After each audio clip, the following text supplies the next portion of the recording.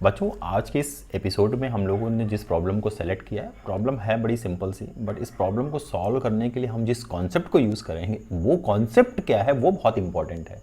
और उस कॉन्सेप्ट को अप्लाई करने का हमारा जो अप्रोच होगा ना, वो इस पूरे पूरे क्वेश्चंस को या इस क्वेश्चन को सिलेक्ट करने का मेरा मेन मोटिव यही था कि मैं ये आपको बता पाऊँ कि देखिए किसी भी प्रॉब्लम को सॉल्व करने के लिए हमारा अप्रोच कैसा होना चाहिए जब हमें उस प्रॉब्लम में कुछ दिख ना रहा हो, कुछ समझ में ना आ रहा हो कि आखिर करना क्या है। अब इस क्वेश्चन में आपसे क्या कहा जा रहा है कि find the number of solution.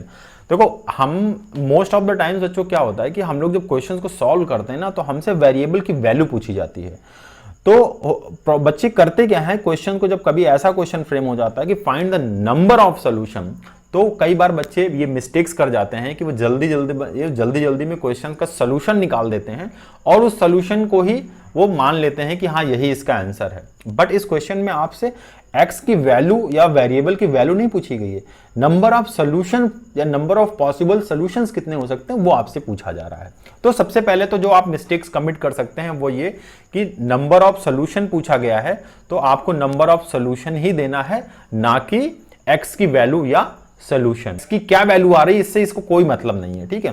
कितनी वैल्यूज आएंगी x की इस एक्सप्रेशन के लिए वो आपको यहां पर बताना है, ठीक है। तो चलिए, पहला पॉइंट आपने समझ लिया।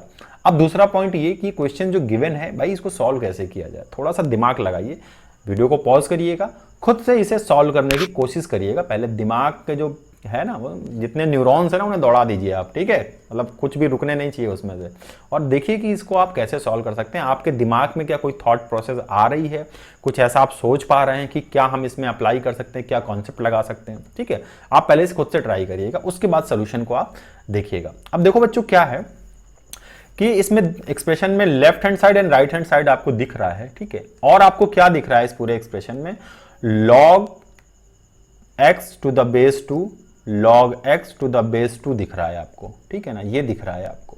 और x जो है वो उसी के ऊपर है। तो कुछ ना कुछ तो हमें इस पूरे एक्सप्रेशन में कुछ ऐसा तीम झाम या ऐसा कुछ अरेंजमेंट करना होगा कि log x to the base 2 आ जाए, कैसे भी करके एक सिमेट्रिकल स्ट्रक्चर डेवलप हो जाए, तो हमारे लिए क्वेश्चन को सॉल्व करना थोड़ा सा आसान हो जाएगा।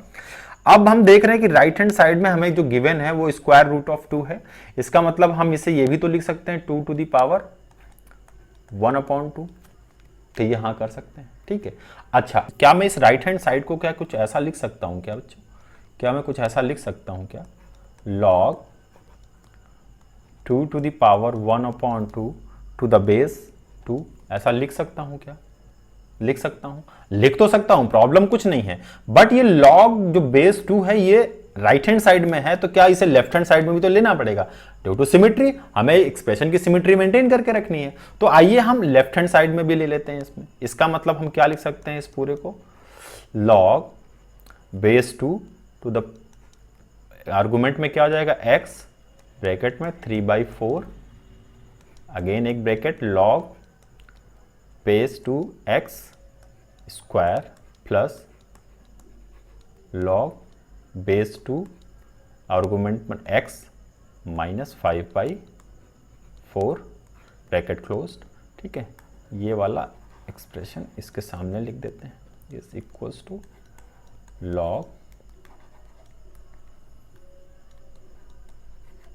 log बेस में और 2 टू द पावर 1/2, ठीक है। यहां तक तो कोई दिक्कत नहीं।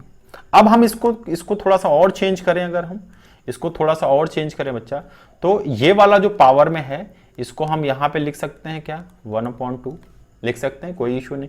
अब बेस एंड आर्गुमेंट सेम हो गया है, तो इसका मतलब इसको भी हम गायब कर सकते हैं, ये 1 हो जाता है, ये हमें पता है, तो मल्टीप्लाइड बाई 1 हो गया यहाँ पे। इसका मतलब यहाँ पर हमारे इक्वल टू 1/2 आ गया, ठीक है ना, ये आ गया, ये आ गया। अब इस तरफ आ जाते हैं लेफ्ट हैंड साइड में, तो ये तो बेस है और आर्गुमेंट पर ये है और इसकी पावर है ये, ठीक है ना, आर्गुमेंट की पावर ये है। ये एक्सप्रेशन क्या है, ये आर्गुमेंट की पावर पर है, तो इसे हम क्या कर सकते हैं, मल्टीप्लीकेशन में ला सकते हैं। इसका मतलब अब हमारा जो एक्सप्रेशन है वो कुछ इस तरीके से दिखेगा हमको, 3/4 bracket log x to the base 2 का square plus log x to the base 2 minus 5/4 bracket closed अब ये वाला क्या, ये वाला लॉग बचेगा हमारे पास, ये वाला सेक्शन अभी बचा है, इसको हमने मल्टीप्लाई करके यहाँ पे लिख दिया, ठीक है। log x to the base 2 is equals to 1/2। Clear? क्या किया हमने, हमारे पास जो ये कॉन्सेप्ट था बच्चा क्या, कि अगर कभी भी हमें x to the power n है, कुछ ऐसा है मान लो, तो इसको हम ये लिख सकते हैं n multiplied by log x, ऐसा लिख सकते हैं। ये कॉन्सेप्ट है हमारे पास, तो उसी कॉन्सेप्ट को हमने यहाँ पे अप्लाई करके हमने ये यहाँ पर इसको एज लिख दिया, ठीक है, बहुत अच्छा। अब इस पूरे एक्सप्रेशन में देखेंगे तो आपको क्या दिख रहा है, log x to the base 2 log x to the base 2 log x to the base 2, कुछ सिमेट्री दिख रही है आपको। अब थोड़ा सा आपको कॉन्फिडेंस आपको आ रहा होगा कि हाँ अब कुछ तो लग रहा है कि हम इस क्वेश्चन का या इस एक्सप्रेशन का सॉल्यूशन तो फाइंड आउट कर पाएंगे। चलिए अब हम क्या करते हैं, log x बेस 2 है, इसको हम मान लेते हैं कुछ, ठीक है ना, हम y मान लेते हैं, ठीक है। तो हम क्या लिख सकते हैं अपने इस एक्सप्रेशन को, इसको थोड़ा सा हम आगे लेकर चलते हैं। हम मान लेते हैं let y is equals to log x to the base 2, ये हमने एज्यूम, जैसे हमने ये एज्यूम किया हमारा ये जो एक्सप्रेशन है बच्चा ये कन्वर्ट हो जाएगा y² plus y minus 5/4 bracket into y is equals to 1/2, ठीक है, आ गया। अब इसे और थोड़ा सा सॉल्व करेंगे आप, तो आपके पास क्या हो जाएगा, एक्सप्रेशन आएगा यहाँ पे 3y² plus 4y minus 5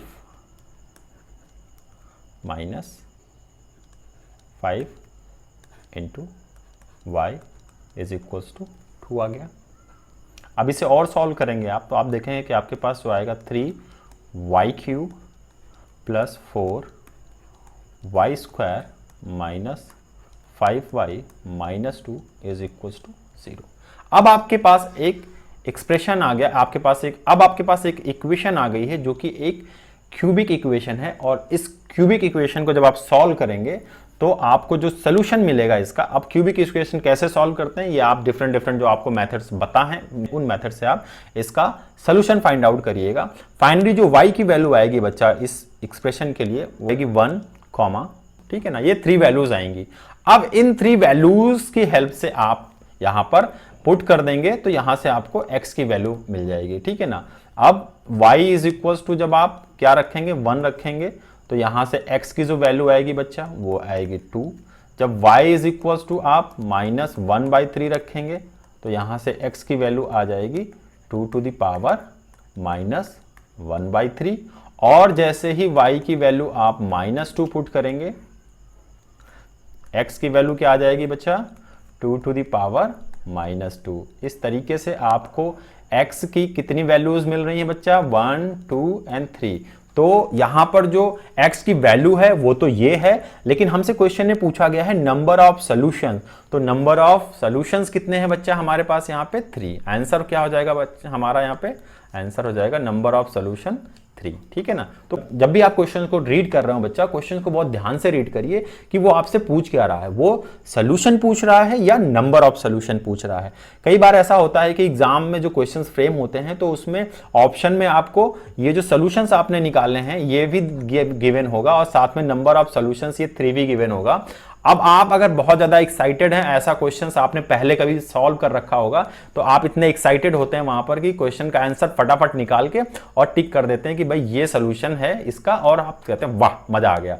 but जब आप एग्जाम हॉल से बाहर आते हैं, आपने किसी कलीग के साथ डिस्कस करते हैं क्वेश्चन, तो पता चलता है कि यार इसमें एक्स की वैल्यू नहीं, वो तो नंबर ऑफ सोल्यूशन पूछ रहा था कि एक्स के कितने वैल्यूज इसमें पॉसिबल हैं इस वाले इक्वेशन में या इस एक्सप्रेशन में एक्स की कितनी वैल्यूज हो सकती थी, ठीक है ना, यानी वो नंबर ऑफ सॉल्यूशंस की बात कर रहा था। तो क्वेश्चंस को बड़ी केयरफुली रीड करिएगा जब भी ऐसे क्वेश्चंस आपके सामने हो। इनफैक्ट कोई भी क्वेश्चन आप पढ़ें उनको केयरफुली रीड करिए। कई बार ऐसी गलतियां हो जाती हैं कि जब क्वेश्चन आपको बहुत ईजी लगने लगता है तो आप एक्साइटमेंट में आपसे पूछा कुछ जाता है और उसका आंसर आप कुछ दे जाते हैं, ठीक है। तो ऐसी मिस्टेक्स आप ना करें फ्यूचर में, इसलिए इस प्रॉब्लम को मैंने यहाँ पे सेलेक्ट किया था, ठीक है बच्चों। आई होप कि आपने कुछ नया सीखा होगा इस एपिसोड से। मिलते हैं नेक्स्ट एपिसोड में, उसमें किसी एक अच्छी प्रॉब्लम के साथ। टिल देन, जय हिंद, जय भारत।